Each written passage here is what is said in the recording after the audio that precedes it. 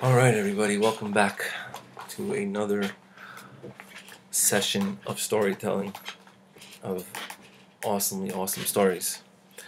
Today we're going to talk about the Tzaddik of Villednik, also known as Rav Yisroel of Vilednik. Very, very, very holy Tzaddik. I feel like he's a little bit hidden in the world. Not so many people know about him as they should. He wrote a sefer called She'eres Yisroel. Also, there's a sefer called Likutei She'eres Yisroel, which is takes some of the inyanim and puts it into different, A, B, C, D, kehillah, shtia, mikvah, different inyanim that he spoke about.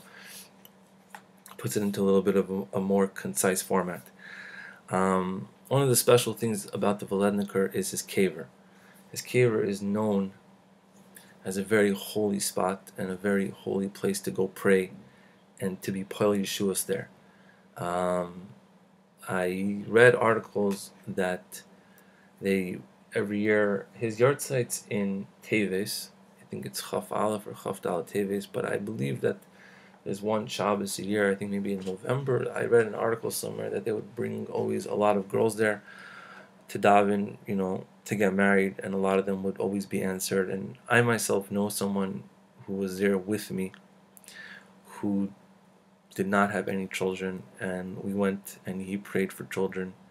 He was married, I was not married then, and he had a child.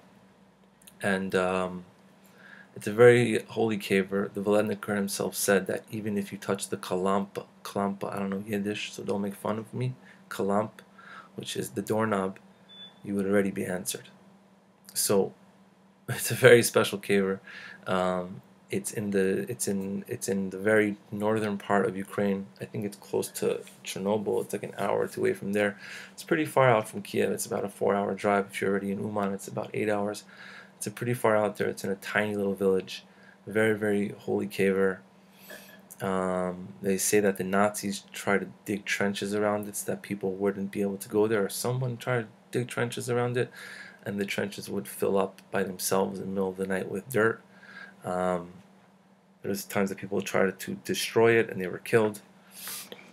I have a picture of it, the outside of the kever, the oil at Tzaddik of Villednik, and the inside of it over here is this is the inside, and it's a very holy place. It's known that even non-Jews will go there to pray, and it's a very, very holy kever. If you ever have a chance to get there, when things settle down, hopefully in the world, you should try to make it out there. It's a little bit of a rough journey, but it's always special to be by all different types of tzaddikim, especially by him. So today's story is going to be about him. He was a very, very holy tzaddik, but not so much is known. I mean, they say a few stories from him, but he's not like the Baal Shem Tov. You know what I mean? People don't like say, "Oh, the Viledniker." He was a student of Rav Mordecha of Chernobyl, who was Rav Menachem of Chernobyl's son, the original Chernobyl Rebbe. He was also a very big tzaddik.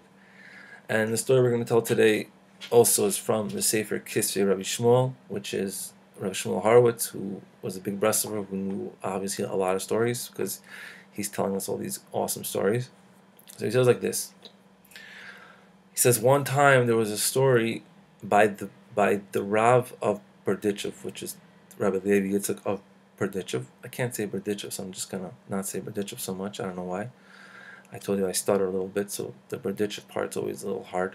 So there was a story by Rabbi Liber of Berditchev that the Rav of Vilednik was there when he was still a kid. He was by the Berditchever, and the Berditchever was testing him in his learning. And the Viledniker, he was not known as the Viledniker back then, but we're just going to refer to him as that because it's easier for the story.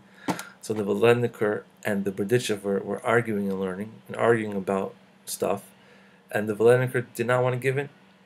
He didn't want to give in to Rabbi Liber. And Rabbi Liber said to him, "You're still a kid and you don't have any seichel." And Rahman al-Itzlan, he lost his mind. He went out from his seichel. And he was crazy. And afterwards, it says that when Rav Mordecha of Chernobyl was in Berditchev one time, and I guess the Viledniker was living in Berditchev. I think he lived in a small village next to Berditchev. So I guess he went. This is when also when he was still a kid or a teen. He went to Rav Mordecha of Chernobyl, and he asked him basically to cure him, to help him out. He's crazy. So he took the Villedniker, and he put him on a piece of wood from a tree. I guess there was a stump of a tree there, and he stood him there, and he told him to sing a song from Rabbi Liber Hagadol. So maybe he's saying the Berditchev Niggun. We all love to sing that song. It's a very, very popular holy song. And he told him to sing it a lot, and he was singing it a lot until he started sweating on his face. And Rabbi Mordecha of Chernobyl took a small towel, a small handkerchief, and wiped the sweat off of the Villedniker's face, and he would say, Berditchev Rebbe, have Rachmanos on him, because this was already after the time that Rabbi Yitzchak had died. So he's kind of davening and telling the Berditchev to have Rachmanos on the Villedniker. And then he said to him again, sing another song, and what's it called? And he would do the same thing. He would sing a song from Rabbi Liber Hagadol, and then Rav Mordecha of Chernobyl would come and wipe the sweat off of the Villedniker's face with his towel. And he did this a few times. Let's skip to the next part of the story here. He did this a few times until the Villedniker was cured. Aval, but there is another but. There's a but, which is Rishimu Nishar Etzlei. A little bit of when he was crazy and didn't have his full mind remained by him. What does that mean? It says that when he was afterwards a very, very big Rebbe and Admor in Vilednik, he was a very big person, but he was very parush ma'od. He was very separated from the world. He probably fasted a lot. He probably didn't eat a lot at all. He probably didn't sleep a lot. He was very parush. Lisbol reach isha klal. That's a very intense line. He was not able to handle the smell of a woman at all. So, it's a big trip to say that. So first of all, the Villedniker, I believe, was married twice. He did not have children, but he was married. So obviously he was able to smell a woman or be next to a woman, but he probably was not able to see women or probably even see them. I'm not sure, but there are stories where he did see them. So it's a very interesting line, but whatever, we could take that the way that it's written. It's a very holy Yidden from a different time period that we live in. So he was he was a very interesting person. He was parush, and he wasn't able to handle being around women. And on Leil Shabbos Kodesh, Kishe'agil Sheker Hachin Vehevel Hayofi, when they were singing Eishes Chayil, he would throw his chair to the door. He would throw his chair to the door. You imagine being in that type of room over there, like in the Viledniker is singing Eishes Chayil, and he gets up to that line, just picks up his chair and just throws it at the door. And I saw in a different part of a different sefer where it continues this part of the story, and it says that his wife would be like, why don't you reveal your true self? Like, she knew really how holy he was, and he said like the world's not ready and whatever. So the Villedniker is the very hidden Indian, very, very holy tzaddik, and that's a story that we're going to tell today. So the story is basically how Rav Mordecha of Chernobyl cured the Viledniker, but the Viledniker still had a few things that remained over from when the Berditchev Rebbe took away his seichel. And then we have another story which also is kind of about Berditchev. This is another story. So before the Berditchev lived in Berditchev, there was another big tzaddik. His name was Rav Liber Hagadol. He was from the time of the Baal Shem Tov. I think the Baal Shem Tov was right before the Berditchev.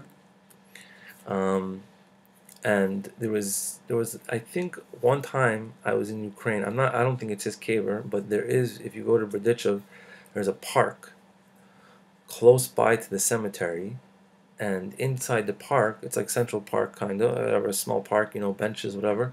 And inside the park, there actually is a caver of what they told me is that this was the first Jew, I guess, to come settle in Berditchev. I don't think it's this guy, Rav Liber Hagadol of Berditchev, but it's somebody very holy. He was the one, and they, they obviously, he was obviously buried in a cemetery, and they destroyed all the other kfarim. But since he was the first, I guess, rabbi to move into Berditchev and to start the community there, probably in the 1600s, before Rabbi Yitzchak and the Baal Shem Tov. So they kept his caver there, but there's no markings on it. It's just a caver. It's surrounded by gates, like in the middle of Central Park type situation. Very interesting. But anyway, this tzaddik, here's another story. This one is a little intense. It's like more about like the power of tzaddikim that we have no idea anything about. So he says that the tzaddik, Rav Liber Hagadol of Berditchev, who was in the times of the Baal Shem Tov, one time was praying in the forest, b'kehillah u'tza'akos ramis. He was screaming and doing, and and he was davening like the way that the old Hasidim used to daven, screaming and groaning and crying and different things. A lot of kavanah. Ubidiyuk avar v'tayil sham hagraf, and right then, while he was davening, also the graf was walking in the forest. A graf is like a general or someone very, very important back then, and he was very angry that this Jew was davening and screaming. So what did he do? He took a whip. He took a whip made from a horse's tail, and he hit Rabbi Liber Hagadol, and he whipped Rabbi Liber Hagadol until he was bleeding over his whole body and blood was flowing. Okay. Ukishinasa misham uba haparetz. Now they changed it from graf to paretz. So whatever, like an important guy, a paretz. Everybody knows what a paretz is from stories. Uba, it says uba haparetz lebesoy ra es zugasoy muka v'chavula v'kula zavadam. When the paretz got to his house, he saw his wife basically beaten up and bruised and blood flowing out of her. Meaning, and she was screaming at him, Madua hikisani, umea sisi lecha, al shata makoisi. Behavin tekif, shezem maiseu shel ha-Yehudi hakadosh shepakshe biyar. This is a very wild thing that he walks into his house and he sees his wife laying on the floor covered in blood. And meaning that when he hit Rav Liber Hagadol of Berditchev, he was really hitting his wife. That is the power of a tzaddik. Kind of like a lahavdil, like a voodoo doll type situation, but not really a voodoo doll situation, but something like that. And she was screaming at him, "Why did you hit me?" Meaning that when he was whipping this guy in the forest, something else was whipping and beating up his wife in the house. And this was obviously a punishment for hitting this holy Jew. So he realized what was going on. V'tekef nasu ba elav upakshoy, and he went back to the forest and he found him, and the guy was still praying, and he was still screaming, and he waited until he finished, and then he fell down by his feet and he begged him for forgiveness. And the tzaddik said he doesn't know what he's talking about. He didn't feel any of the beatings at all. He had no idea. This guy comes to him and says, "I just beat you up with a whip." And Rav Liber Hagadol says, "I don't know what you're talking about. I didn't feel anything." This guy was flying in different elamas, man. This was a big tzaddik. V'hispali hagraf mimenu kolkach, and this graf was so wondering about him, like he was so shocked by what he was seeing and what he was hearing, that he forgave him and he wanted to do anything, and he built for him in Berditchev Beis Medrash Gadol. It continues on another page. I didn't screenshot it, but it says that, and he took care of him and whatever. So that's also another wild story of Berditchev. This week's like a Berditchev week, the Berditchever. Anyway, so those are the stories for this week, and I hope you enjoy them. I hope you share them, and I hope that you read these papers, screenshots. And if anybody has any questions, of course, leave them in the comments, and subscribe and all that jazz. Chaim.